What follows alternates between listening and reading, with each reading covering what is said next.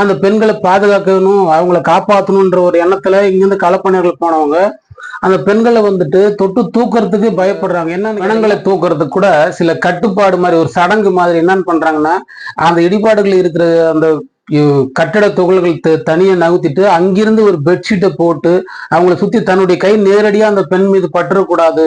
அப்படி பட்டினாக்கா அங்க என்ன நடக்கும் அப்படின்னு சொன்னீங்கன்னாக்கா, தாலிபான் அரசு வந்து தலையை வெட்டி வீசும் அந்த அளவுக்கான ஒரு கொடூரமான சட்ட திட்டங்களோட அந்த தாலிபான் அரசாங்கம் இருக்குது. ஆனா அங்க இருக்கிற அந்த மதவாதிகள் வந்துட்டு பெண்களை அந்த புனிதம் அப்படின்னு சொல்லிக்கிட்டு எந்த அளவுக்கு அவங்கள வந்துட்டு ஒரு கை விலங்கு இடப்பட்ட ஒரு தங்க விலங்கு இடப்பட்ட ஒரு அடிமைகளாக அகதிகளாக தன் கட்டுப்பாட்டில் இருக்கணும். எந்த ஒரு பெண்ணும் வந்துட்டு தொலைதூரத்தில் ஆணுடைய உதவி இல்லாம எங்கேயும் வெளியே போகக்கூடாது அப்படின்ற மத கட்டுப்பாடை வச்சுதான் அங்க வந்து பெண்களை வந்துட்டு ஒரு இருக்குது. அதே மாதிரி பாத்தீங்கன்னா ஒரு உயிருக்கு துடிச்சுக்கிட்டு இருக்கிற அந்த பெண்ணை கூட நம்ம அவங்களும் வந்து உதவி கேட்க தயங்குறாங்க. ஒரு அந்நிய நபர் ஆண் அப்படின்றதுனாலயே வந்துட்டு உதவி கேட்க தயங்குறாங்க. அந்த மாதிரியான ஒரு கட்டுப்பாட்டுல தான் அந்த பெண்கள் அங்க இருக்கிறாங்க. அது மட்டும் இல்லாம மருத்துவமனையில சிகிச்சைக்காக போகும்போது பாத்தீங்கன்னா அங்க ஆண்கள் கூட்டம் தான் அதிகமா இருக்குது. ஏன்னா மருத்துவர்கள் ஆண்களாக மட்டுமே இருக்கிறாங்க. பெண்களுக்கான எந்த ஒரு மருத்துவ வசதியோ பெண் மருத்துவரோ பெண் செவிலியர் பெண் உதவியாளர் அப்படின்னு நாங்க யாருமே இல்லாதனால இருக்குது. இதையெல்லாம் வந்துட்டு என்னமோ நாங்க மட்டும் சொல்லுங்க, சர்வதேச பத்திரிகைகள் வந்து இதை வெளியிட்டு இருக்குது. ஆகவே இந்த மாதிரியான ஒரு பிற்போக்குத்தனங்களை தான் இந்த மதங்கள் சாதிச்சிருக்குது. இந்தியாவில் இருக்கிற பார்ப்பனிய மதம் என்ன சொல்லிக்கிட்டு இருக்குனாக்கா, நம்ம கேள்விப்பட்டிருப்போம் உடன்கட்டை ஏறுதல். கணவர் இறந்துட்டாக்கா அந்த அவரை எரிச்சு தீயிலே மனைவி எரிஞ்சு சாகணும். விதவையான பெண்களை மொட்டையடிச்சு வெள்ளையாடை கட்டி அவங்க அடுப்புங்கள்ல இருந்து வெளியே வந்துடக்கூடாது.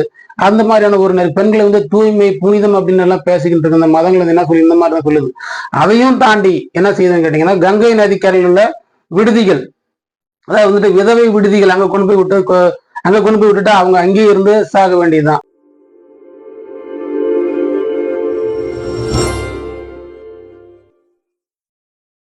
அன்பார்ந்த பெரியவர்களே, ஜனநாயகவாதிகளே, மக்கள் அதிகாரம் திருப்பத்தூர் மாவட்டம் சார்பாக உங்களுக்கு முதலில் என் வணக்கத்தை தெரிவிச்சுக்கிறேன். இப்போ நம்ம என்ன பேச போறோம்னு பார்த்தீங்கன்னா, ஆகஸ்ட் 31 ஆப்கானிஸ்தானில் நடந்த நிலநடுக்கம் ரிக்டர் அளவுகளில் 6 பதிவாகி இருக்கிறது. 6000க்கும் மேற்பட்ட வீடுகள் இடிந்து விழுந்திருக்கிறது. இந்த பேரிடரின் மீட்புக்காக உலக நாடுகள் முழுக்கும் அந்த இந்தியா உட்பட ஆப்கானுக்கு பல உதவிக்கரங்களை நீட்டியது. அந்த வகையிலே பார்த்தீங்கன்னா, பெரும்பாலும் அதிகமாக பாதிக்கப்பட்ட அந்த பகுதியிலே வந்துட்டு மீட்பு பணி வெளிநாடுகளிலிருந்து உலக நாடுகள் முழுக்க மீட்பு பணிக்கு உதவிகரமாக உணவுப் பொருட்கள் மற்றும் களப்பணியாளர்களை அனுப்பியிருந்தாங்க. ஒரு மதம் இருக்குதுன்னு சொன்னீங்கன்னா, அந்த மதம் வந்துட்டு பெண்களை பாதுகாக்கவும் அவங்களை ஒழுங்குபடுத்தவும் அவங்களுக்கு ஒரு நல்வழி காட்டவும் தான் இருக்கணும். ஆனா அங்க இருக்கிற அந்த மதவாதிகள் வந்துட்டு பெண்களை அந்த புனிதம் அப்படின்னு சொல்லிக்கிட்டு எந்த அளவுக்கு அவங்கள வந்துட்டு ஒரு கை விலங்கு இடப்பட்ட ஒரு தங்க விலங்கு இடப்பட்ட ஒரு அடிமைகளாக அகதிகளாக தன் கட்டுப்பாட்டில் இருக்கணும்.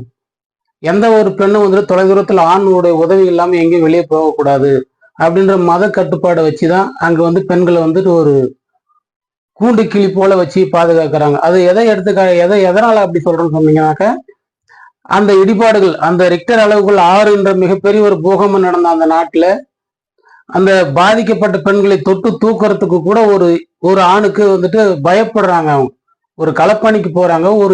ஒரு இக்கட்டான சூழ்நிலை, அந்த பெண்களை பாதுகாக்கணும் அவங்கள காப்பாற்றணுன்ற ஒரு எண்ணத்துல இங்கிருந்து களப்பணியர்கள் போனவங்க அந்த பெண்களை வந்துட்டு தொட்டு தூக்குறதுக்கு பயப்படுறாங்க. என்னன்னு கேட்டீங்கன்னா, ஒரு வேற்று நபர் வந்துட்டு ஒரு பெண்ணை தொட்டு தூக்கக்கூடாது அப்படின்னு அவங்க மத கட்டுப்பாடு இருக்குது. அந்த கட்டுப்பாட்டுக்கு பயந்து களப்பணியாளர்கள் பயப்படுறாங்க. களப்பணிக்கு சென்ற பணியாளர்கள் வந்துட்டு என்னன்னு கேட்டீங்கன்னா, அந்த இடிபாடுகளில் சிக்கியுள்ள பிணங்களை தூக்குறதுக்கு கூட சில கட்டுப்பாடு மாதிரி ஒரு சடங்கு மாதிரி என்னன்னு பண்றாங்கன்னா, அந்த இடிபாடுகள் இருக்கிற அந்த கட்டட துகள்கள் தனியா நகர்த்திட்டு அங்கிருந்து ஒரு பெட்ஷீட்டை போட்டு அவங்கள சுத்தி தன்னுடைய கை நேரடியா அந்த பெண் மீது பற்றக்கூடாது. அப்படி பட்டினாக்கா அங்க என்ன நடக்கும் அப்படின்னு சொன்னீங்கன்னாக்கா, தாலிபான் அரசு வந்து தலையை வெட்டி வீசும் அந்த அளவுக்கான ஒரு கொடூரமான சட்ட திட்டங்களோட அந்த தாலிபான் அரசாங்கம் இருக்குது. அதே மாதிரி பாத்தீங்கன்னா ஒரு உயிருக்கு துடிச்சுக்கிட்டு இருக்கிற அந்த பெண்ணை கூட நம்ம அவங்களும் வந்து உதவி கேட்க தயங்குறாங்க. ஒரு அந்நிய நபர் ஆண் அப்படின்றதுனாலயே வந்துட்டு உதவி கேட்க தயங்குறாங்க. அந்த மாதிரியான ஒரு கட்டுப்பாட்டுல தான் அந்த பெண்கள் அங்க இருக்கிறாங்க. அது மட்டும் இல்லாம மருத்துவமனையில சிகிச்சைக்காக போகும்போது பாத்தீங்கன்னா அங்க ஆண்கள் கூட்டம் தான் அதிகமா இருக்குது. ஏன்னா மருத்துவர்கள் ஆண்களாக மட்டுமே இருக்கிறாங்க. பெண்களுக்கான எந்த ஒரு மருத்துவ வசதியோ, பெண் மருத்துவரோ, பெண் செவிலியர், பெண் உதவியாளர் அப்படின்னு அங்க யாருமே இல்லாததுனால பெண்கள் தானுக்கு அடிபட்டு வந்தாலும் கூட அவங்களே அதை சிகிச்சை பண்ணிக்கணும். அப்படி இல்லைன்னா அந்த சிகிச்சையே வேண்டாம் அப்படின்ற மாதிரியான ஒரு நிராகரிச்சுட்டு போற போக்கு தான் அந்த இடத்துல எல்லாம் இருக்குது. இதையெல்லாம் வந்துட்டு என்னமோ நாங்க மட்டும் சொல்லுங்க, சர்வதேச பத்திரிகைகள் வந்து இதை வெளியிட்டு இருக்குது. ஆகவே இந்த மாதிரியான ஒரு பிற்போக்குத்தனங்களை தான் இந்த மதங்கள் சாதிச்சிருக்குது. அது என்னமோ இஸ்லாமியில மட்டுமே பெண்களை வந்துட்டு அந்த அளவுக்கு பண்றதுல, நம்ம இந்து மதம்னு சொல்லி இருந்த மதத்துல கூட பெண்கள் வந்துட்டு மிக புனிதமா பாக்குறாங்க. கோயில்ல வந்துட்டு தெய்வம், தாய், நாடு, நதிகளுக்கும் மலைகளுக்கும் எல்லாத்துக்கும் வந்துட்டு பெண்களுடைய பேரை வச்சு நாங்க வந்துட்டு பெண்களை வந்துட்டு புனிதமாகறோம், அவங்கள ரொம்ப மதிக்கிறோம் அப்படின்னு எல்லாம் சொல்லி இங்க பேசிக்கிட்டு, மணிப்பூர் மற்ற எல்லா இடங்கள்லுமே பாத்தீங்கன்னாக்கா பெண்களை இழிவுபடுத்துறது, அவங்கள வந்துட்டு மிக கொடூரமா ஒடுக்குறது. சொன்னீங்கன்னாக்கா இங்க நம்ம ஸ்ரீரங்கம் கோயில்ல கூட பெண்களை வந்துட்டு ஒரு ஜாதி பேரை சொல்லி இழிவுபடுத்துறது, மூஞ்சில வந்துட்டு ஒரு பக்தர்கள் கோயிலுக்கு போறவங்க மூஞ்சில விபூதி அடிக்கிறது, இந்த மாதிரி வந்துட்டு ஒரு பெண்களை இழிவுபடுத்துறது, அவமானப்படுத்துறது.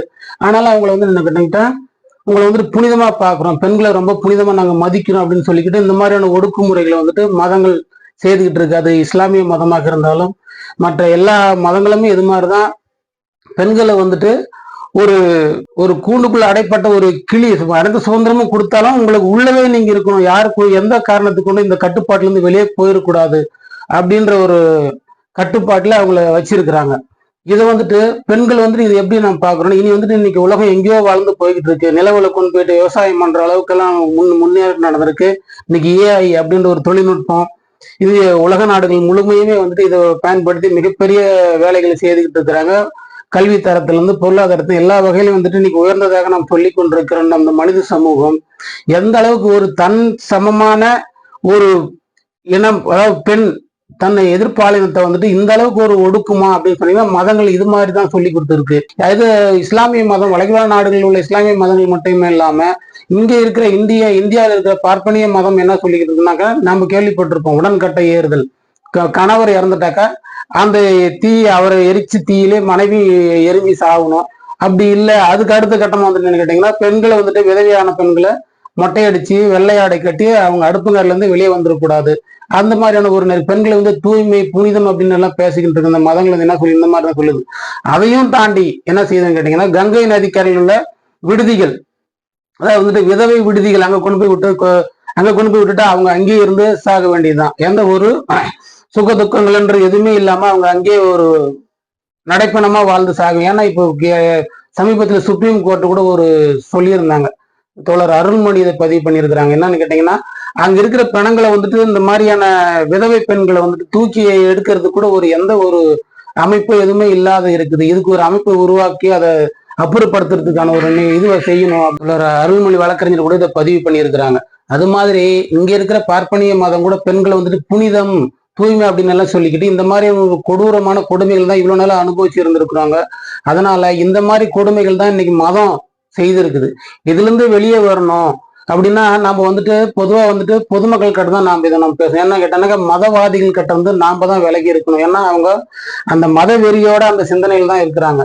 அவங்கள வந்துட்டு அடையாளப்படுத்தி அவங்கள ஒதுக்கி வச்சு நம்ம வந்துட்டு நம்ம ஒரு சுதந்திரமான இன்னைக்கு இருக்கிற முற்போக்கான ஒரு பெண் சமுதாயத்தை உருவாக்கணும் அப்படின்ற நோக்கத்துல எல்லா பெண்களும் வந்துட்டு ஒருங்கிணையணும், ஒன்றிணையணும்.